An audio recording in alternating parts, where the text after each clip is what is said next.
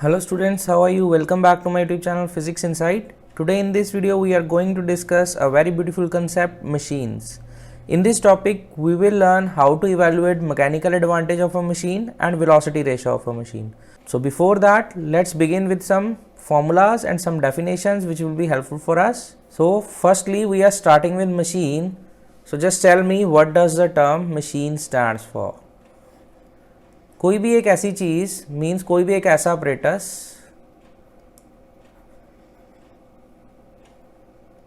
जो human effort को कम कर दे. Any apparatus that reduces human effort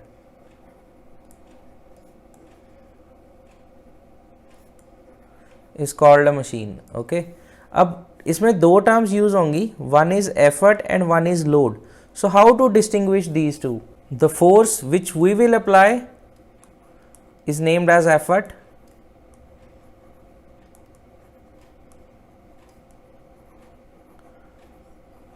and what is load?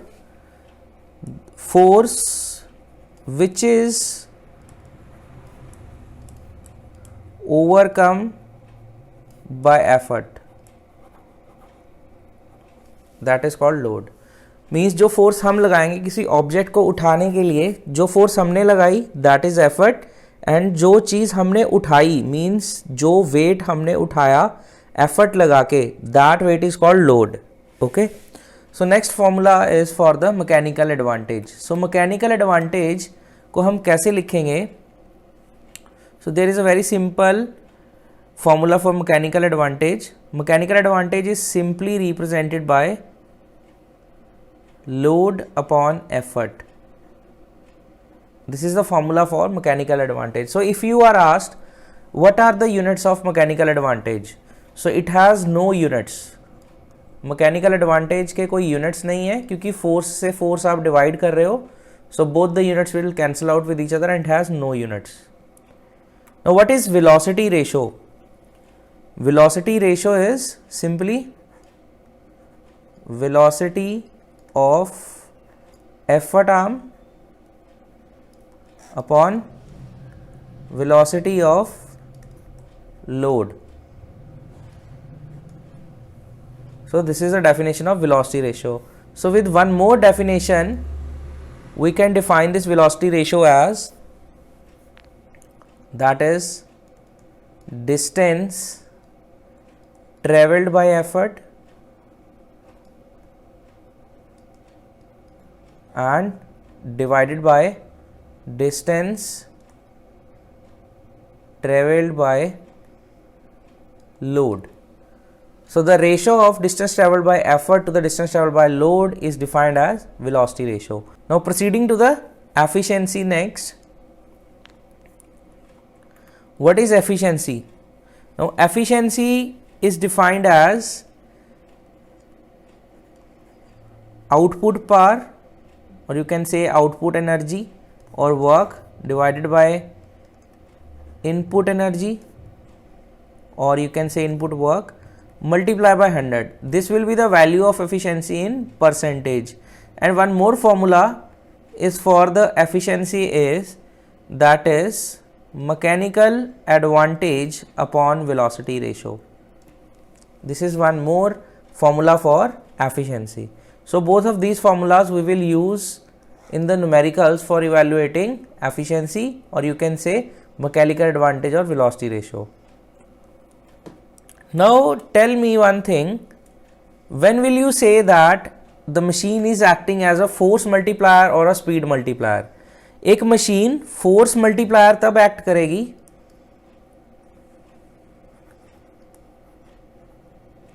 अगर उसका मैकेनिकल एडवांटेज ग्रेटर देन 1 होगा, और इस केस में जो वेलोसिटी रेशियो होती है दैट इज लेस देन 1.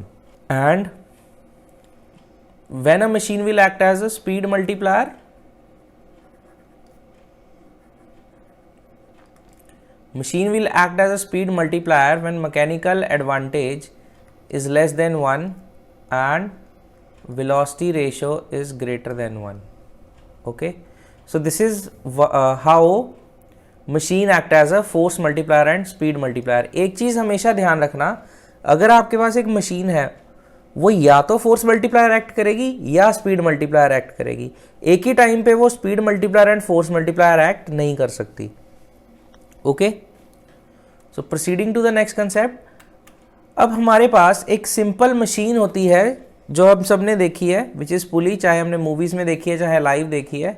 तो आपने सब ने देखा होगा कि मूवीज़ में जब कोई ऐसा सीन आता है जहाँ पर कुएं से पानी निकाला जाता है, तो बकेट को रोप से बांध के, रोप को किसकी सपोर्ट दी जाती है? पुली की सपोर्ट दी जाती है, ताकि आप जब रोप को खींचो तो आपको कम एफर्ट लगाना पड़े बकेट को बाहर लाने के लिए, बकेट को वेल से बाहर लाने के लिए।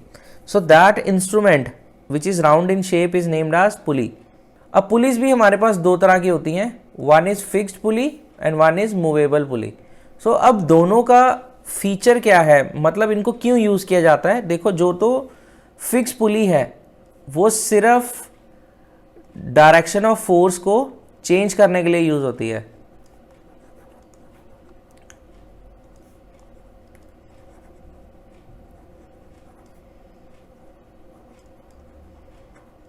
एंड जो मूवेबल पुली है that acts as a force multiplier.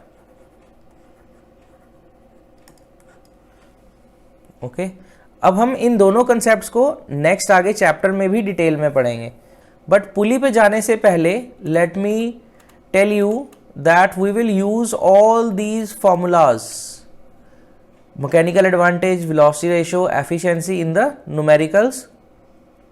So let's see if a numerical comes in exam, how to tackle that. Let's proceed. Okay.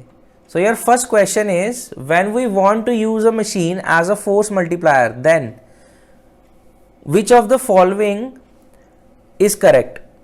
Okay. So earlier we discussed that a machine is acting a force multiplier जब mechanical advantage क्या होगा? 1 से बड़ा होगा. Now what is mechanical advantage? Mechanical advantage is load upon effort and it is greater than 1. So L should be greater than effort. Means B option is correct for this. This option is correct. Okay. Effort should be smaller than load.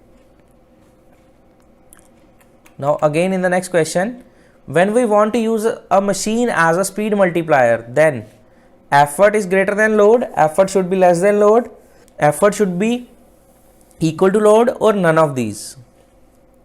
For a speed multiplier, velocity ratio is greater than 1, but mechanical advantage is less than 1.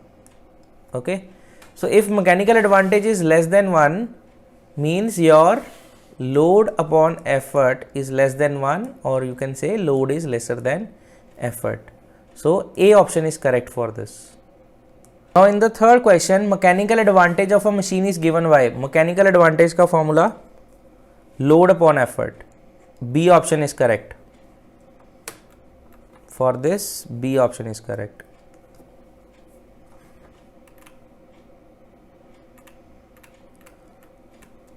For an ideal machine, अब यहाँ पे एक term use हुई ideal machine, और एक हमारे पास होती है प्रैक्टिकल मशीन. दोनों में क्या फ़र्क होता है?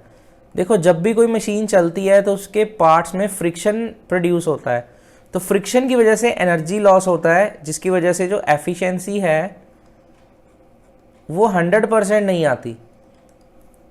Okay, so this is a practical concept, and so in short words we will say that practical machine is a machine in which friction acts, and in ideal machine the efficiency comes out to be 100%, और इसमें किसी तरह का कोई friction नहीं apply हो रहा होता. ओके, सो आइडियल मशीन के अंदर जो तुम्हारे पास एफिशिएंसी रहेगी वो 100% रहेगी, और इन केस अगर आपको इसको परसेंटेज में नहीं रेशो में लिखना हो, so efficiency will be 1, means your output energy upon input energy. If it is equal to 1, means output energy and input energies are equal. So for this, A option is correct. Next is the correct relationship between mechanical advantage and velocity ratio and efficiency. See, efficiency means mechanical advantage upon velocity ratio. So अभी देखते हैं इन चार options में से correct कौन सा है. देखिए प्लस माइनस का तो सवाल ही नहीं उठता, ये तो आ ही नहीं सकता। अब देखिए जो आपके पास मैकेनिकल एडवांटेज है वो किसके इक्वल आ रहा है, efficiency into velocity ratio, A option is correct. For fifth question A option is correct. For six question a machine makes a job easier, is it true और फॉल्स। हमने definition में ही करा है कि machine is any operators which reduces human effort. तो अगर human effort reduce हो रहा है तो मतलब हमारा टास्क इजी हो रहा है, so automatically it is true. So A option is correct for this.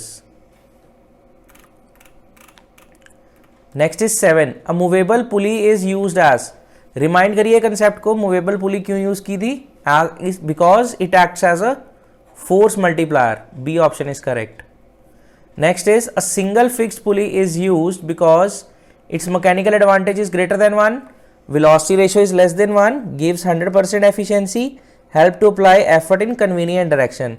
तो सिंगल पुली को हम यूज इसलिए करते हैं कि हम जो एफर्ट अप्लाई कर रहे हैं उसकी डायरेक्शन को चेंज कर पाए easily. So D option is correct for this. Next is for the 9th question, the mechanical advantage of an ideal pulley is. देखिए जब भी आप मैकेनिकल एडवांटेज निकालेंगे, सो मैकेनिकल एडवांटेज निकालने के लिए हम सबसे पहले वेलोसिटी रेशियो को फाइंड आउट करेंगे। तो इसका फॉर्मूला होता है वेलोसिटी रेशियो इनटू एफिशिएंसी। अब देखिए आइडियल पुली की बात आई तो एफिशिएंसी किसके इक्वल होगी, 1 के इक्वल होगी। So mechanical advantage will be equal to velocity ratio. और आप जब भी वेलोसिटी रेशियो ऑफ पुली निकालेंगे, जब भी आप वेलोसिटी रेशियो इवैल्यूएट करेंगे तो हमेशा आप देखेंगे कि नंबर ऑफ पुलिस कितनी है आपके पास, if the case is the fixed one. Okay, so देखेंगे कितनी पुली थी हमारे पास, ऑफ एन एक आइडियल पुली थी तो उसका जो आपके पास वेलोसिटी रेशियो होगा वो 1 आएगा। अगर वेलोसिटी रेशियो 1 आ गया तो मैकेनिकल एडवांटेज भी 1 है। सो ए ऑप्शन इज करेक्ट। जब भी आप मैकेनिकल एडवांटेज निकालना चाहते हो सबसे पहले हम वेलोसिटी रेशियो निकालेंगे, क्योंकि वेलोसिटी रेशियो कांस्टेंट रहेगी for number of pulleys. Okay, so A option is correct for this.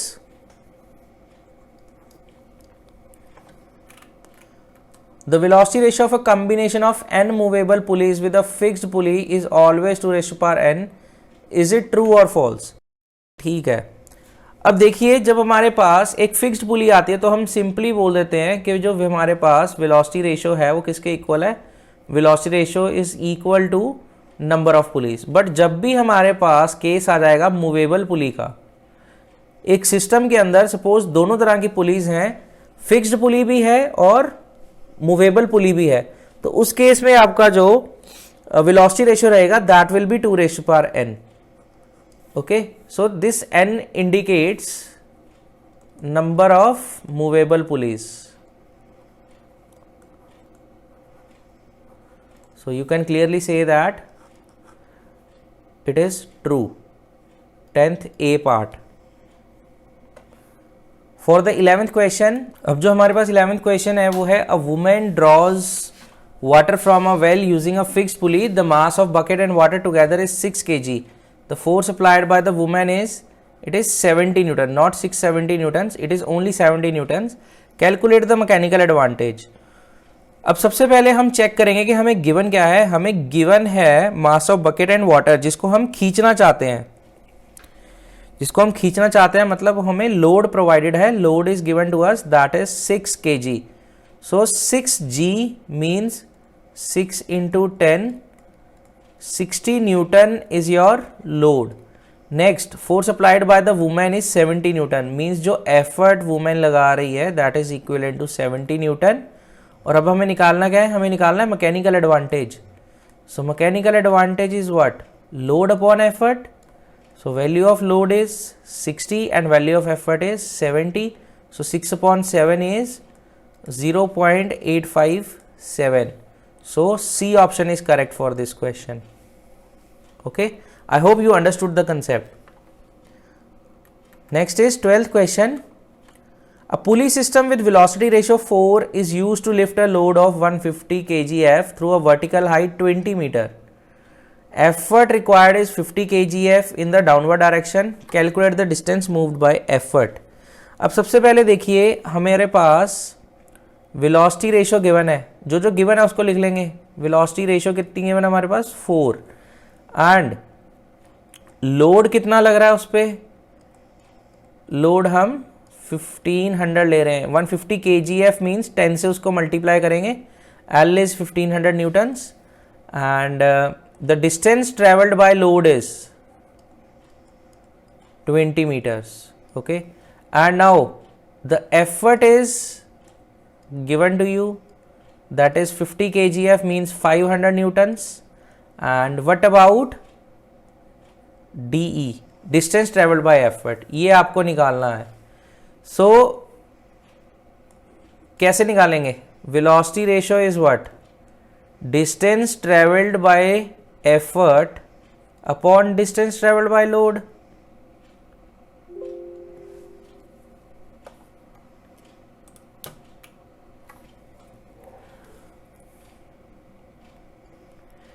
Okay, so velocity ratio is given to you as 4 and this dl goes to this side, so it will become 20 and equal to distance traveled by effort. So यही आपको निकालना है, distance traveled by effort. So 4 into 20 comes out to be 80. So 80 meter will be the distance traveled by effort. So 80 meter is the answer. So correct option is B part. Now we are moving to our problems related to block and tackle system. अब सबसे पहले हम समझेंगे block and tackle system है क्या. अब block and tackle system क्या है? In block and tackle system we use pulleys which act as block and are interconnected with the ropes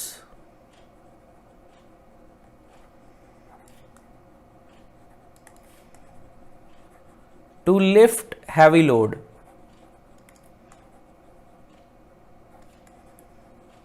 okay, मतलब जो पुलीज हैं वो एक्ट करेंगी ब्लॉक की तरह से और जो इसकी स्ट्रिंग्स होंगी वो उन ब्लॉक्स के वेट को टैकल करेंगे और लोड को लिफ्ट करेंगी.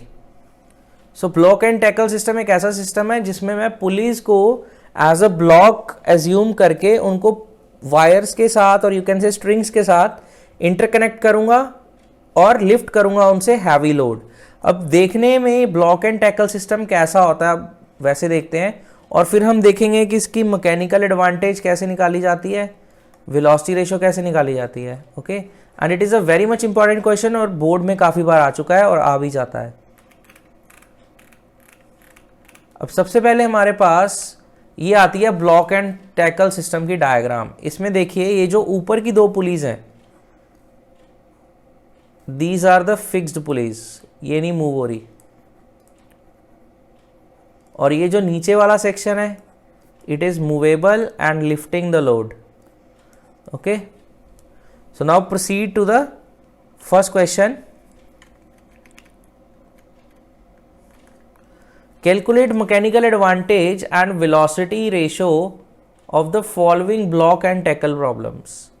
अच्छा, अब जब भी वेलोसिटी रेशियो की बात आती है, मैंने आपको पहले ही बताया था, आपको कुछ नहीं करना, सिंपल अपने ब्लॉक एंड टैकल सिस्टम के अंदर पुलिस को काउंट कर लेना है. 1 2 3 and 4. So these are the 4 pulleys in the system. So simply your velocity ratio came out to be 4. अब ये जो velocity ratio है ये कांस्टेंट रहेगी. velocity ratio remains constant or you can say velocity ratio remains fixed for a system. अब जब हम बात करेंगे मैकेनिकल एडवांटेज की तो वो क्या हो जाएगा, एफिशिएंसी इनटू वेलोसिटी रेशियो. अगर तो सिस्टम हमारा आइडियल है,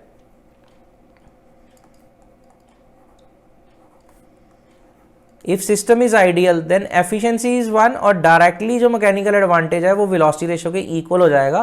तो आपका जो आंसर आ जाना चाहिए उस केस में, in case of ideal system, so that will be 4 for both mechanical advantage and velocity ratio. But if the efficiency is given to you, for example this block and tackle system is having efficiency 20%, then what will you do? You will convert this 20% into fraction, so it will be 1/5.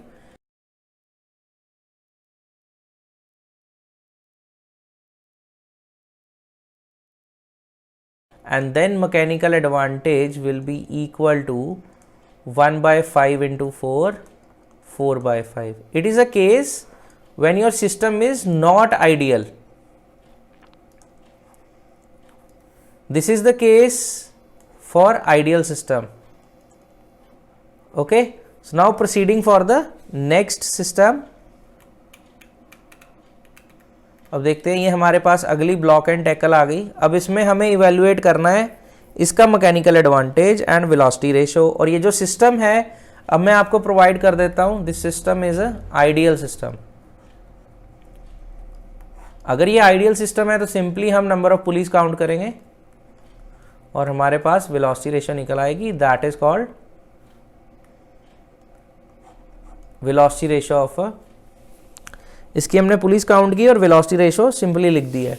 और जब बारी आएगी mechanical advantage की तो वो तो आपको पता ही है, एफिशिएंसी इनटू वेलोसिटी रेशो, तो उस फॉर्मूला से हम निकाल लेंगे. अब अगर आइडियल केस है तो एफिशिएंसी इज 1, तो दोनों इक्वल हो जाएंगे. अगर आइडियल नहीं है तो आपको एफिशिएंसी की वैल्यू दी गई होगी कि हमारे सिस्टम की एफिशिएंसी कितनी है, उसको सब्स्टिट्यूट करना. जो आपका मैकेनिकल एडवांटेज है उसकी वैल्यू आप इजीली निकाल पाओगे. अब हमारे पास अगला केस आ रहा है, the case of movable police. अब मूवेबल पुलिस के ऊपर हमने सबसे पहले ट्रू फॉल्स किया था दैट जब भी हम मूवेबल पुली की बात करेंगे तो उनका जो वेलोसिटी रेशो है that will be equal to 2n. जबकि ये जो n है ये क्या इंडिकेट कर रहा है, number of movable police.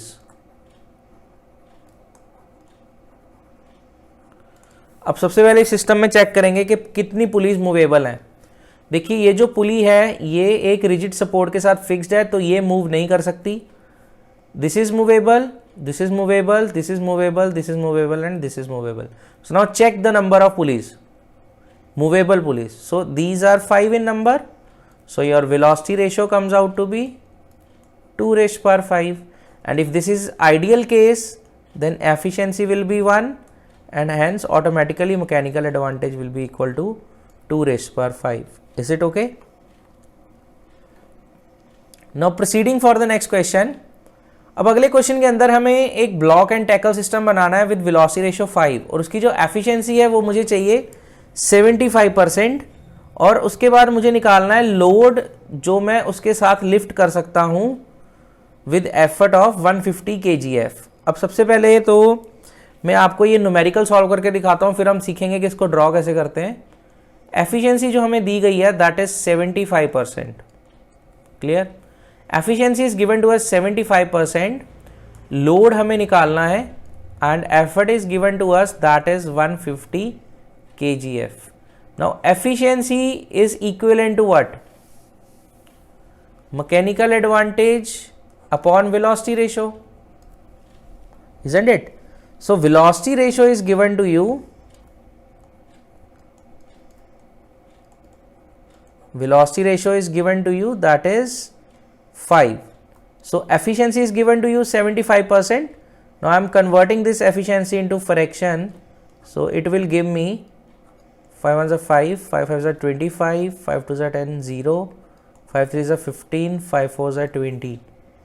So it is giving me 15/4 is equals to mechanical advantage. Now mechanical advantage is what? Load upon effort is equals to 15/4. Now what is the value of effort? It is 150 kgf. So load is equal to 15/4 into effort and it is equivalent to 15/4 into 150. Now here is kgf. So kgf stands for 1500 newtons. Multiply by 10. So let's evaluate this. 4 3s are 12, 4 7s are 28, 4 5s are 20. So once you multiply this 15 with this 375, so you are getting 5625 Newton. This much load you can lift with the effort of 150 kgf. Okay. अब आपको सिखाते हैं कि इसको draw कैसे करते हैं. How to draw block and tackle system. अब जब भी आप ब्लॉक एंड टैकल सिस्टम को ड्रॉ करोगे सबसे पहले आपने इसकी वेलोसिटी रेशो देखनी है. कितनी है? वेलोसिटी रेशो है 5. अब अगर हम इसको ड्रॉ करेंगे तो सबसे पहले देखेंगे नंबर ऑफ पुलिस कितनी है. नंबर ऑफ पुलिस हमारे पास हैं 5। सो इसके अंदर हम जो डिस्ट्रीब्यूशन रखेंगे मूवेबल सेक्शन का और इमूवेबल सेक्शन का, मीन्स मूवेबल पुलिस और फिक्स पुलिस का, that will B same if they are even in number. If they are odd in number, then fixed police will be more than the movable one. और ये जो diameter है police का, ऊपर की पुली का डायमीटर मैक्सिमम, नीचे वाली का उससे कम, नीचे वाली का उससे कम। सो डायमीटर है नीचे आते आते जो फिक्स पुलिस का है वो कम होता जाएगा, और जो मूवेबल पुलिस हैं उनका कम से शुरू होके बढ़ता चला जाएगा। ओके, हो सकता है जो सबसे नीचे वाली पुली है उसका डायमीटर और फर्स्ट वाली पुली का डायमीटर सेम भी हो, अलग भी हो सकता है, सेम भी हो सकता है, बट ऑर्डर यही रहेगा। जब आप ऊपर से नीचे आएंगे तो डायमीटर ऑफ पुली जो है वो रिड्यूस होगा, और जब आप नीचे से ऊपर जाएंगे तब भी डायमीटर रिड्यूस होगा। अब हम चेक करते हैं कि इसको कैसे बनाएंगे। सबसे ऊपर वाली पुली से हम एक रोप खींचेंगे और इसको लेके आएंगे नीचे वाली पुली के साथ, और फिर यहाँ से लेके इसको ऊपर लेके जाएंगे यहाँ पे, फिर यहाँ से आएंगे नीचे, and from here we will go here and then here. To this hook we will tie this. Okay, so this hook will remain as such and this is our effort end. From this end we will apply effort, और tensions जो हैं वो हमेशा opposite direction में लगेंगी, और you can say जो हमारे पास टेंशन्स हैं सिस्टम के अंदर वो सारी अवे फ्रॉम द पॉइंट लगेंगी। सो इस तरह से हम डिज़ाइन करते हैं जो ब्लॉक एंड टैकल सिस्टम होता है। तो यहाँ पे मैंने इस डायग्राम को फ्री हैंड बनाया है, बट आप एक चीज का हमेशा ध्यान रखना कि जो स्ट्रिंग्स होती हैं ये स्लैक नहीं करेंगी, ये ढीली नहीं है, टाइट है एकदम। So strings will not slack. Okay, so this is how we make a block and tackle system. So proceeding to the next question, now we want to discuss the condition for maximum efficiency in case of block and tackle system. अगर आपको अपने block and tackle system के अंदर maximum efficiency चाहिए तो आप क्या करोगे? देखिए, इसके अंदर दो तरह के सेक्शंस हैं, एक तो फिक्स सेक्शन है, दूसरा मूवेबल सेक्शन है। तो अगर आप एफर्ट नीचे की तरफ लगा रहे हो तो क्या हो रहा है, ये जो मूवेबल सेक्शन है ये मूव कर रहा है ना ऊपर की तरफ, this movable section is getting up, then what will happen, load तो ऊपर जा ही रहा है, बट इस पुली वाले सेक्शन का भी कुछ ना कुछ वेट होगा जिसको उसको लिफ्ट करना पड़ रहा है। Means you are providing effort for the useful work as well as for the work which is not useful for you. So अगर आपको एफिशिएंसी मैक्सिमम चाहिए तो आपकी ये जो पुलिस है मूवेबल पुलिस, ये क्या होनी चाहिए, मासलेस होनी चाहिए।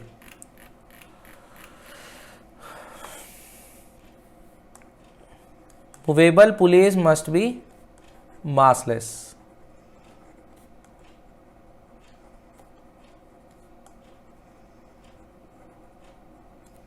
So this is the condition for maximum efficiency in case of block and tackle system.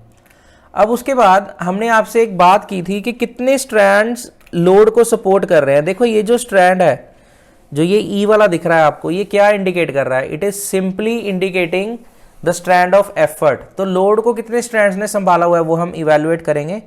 1, 2, 3, 4 and 5. So number of strands supporting load, so ये कितने हैं? 5। और इस वैल्यू को हम मैकेनिकल एडवांटेज भी लिख देते हैं। ओके, कभी कभी हम इस वैल्यू को और इस वैल्यू को हम मैकेनिकल एडवांटेज भी लिख देते हैं। और ये जो आपका सिस्टम है इसको हम बोल देते हैं rig to disadvantage system.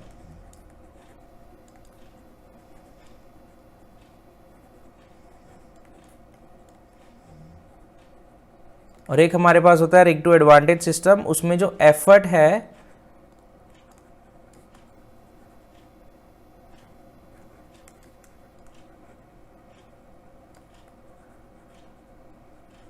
Effort acts upward. अब हम उसकी स्ट्रक्चर देखेंगे और डायग्राम देखेंगे that rig two advantage system दिखता कैसा है। अब ये जो हमारे पास सिस्टम है, this is called rig two advantage system. इसके अंदर सबसे पहले हम निकालेंगे velocity ratio.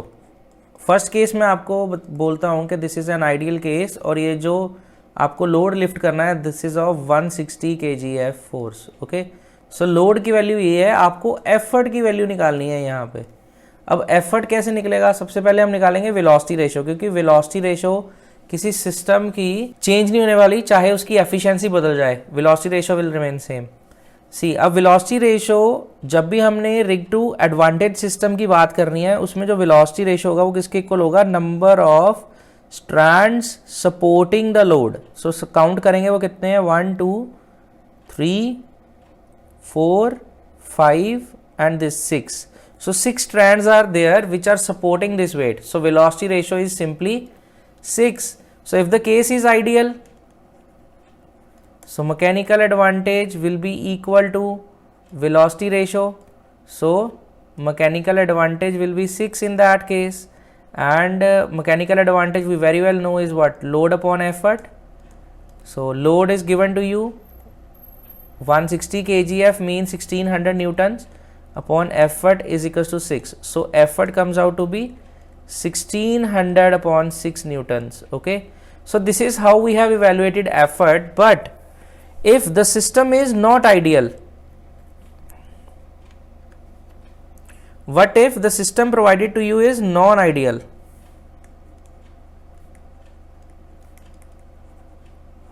I am giving you that system is having efficiency 75%. So this is a non-ideal case. So simply your mechanical advantage is equal to efficiency into velocity ratio. So efficiency is 75 by 100 multiply by velocity ratio. Velocity ratio is 6. So 2 5s are 10, 0, 2 3s are 6. So when you will solve this, you will get, you are getting this as 4.5. The mechanical advantage is 4.5. if your efficiency is 75%. Now we are going to evaluate this value of effort. Now mechanical advantage is given by load upon effort. Mechanical advantage is a 4.5, then effort you need to evaluate, and load is 1600 newtons. So effort comes out to be 1600 upon 4.5. It will be equal to 355.55. So this much Newton is the effort applied to lift 160 kgf of force. Okay, so I hope today's concept is clear to you. So this is what all about the machine is. So machine में कैसे question आएंगे, block and tackle problem कैसे आएगी, कैसे आपको mechanical advantage निकालना है for the movable pulley, okay, और कितना डिस्टेंस आपका लोड और एफर्ट मूव किए वो आप वेलोसिटी रेशो से इजीली निकाल सकते हो. So this was all about the topic machines. So students, I hope each and every student has understood the concept. If you people are still having any query, you can post that query in comment section. I will definitely resolve that. And see you again students in the next video. Till then, God bless you all.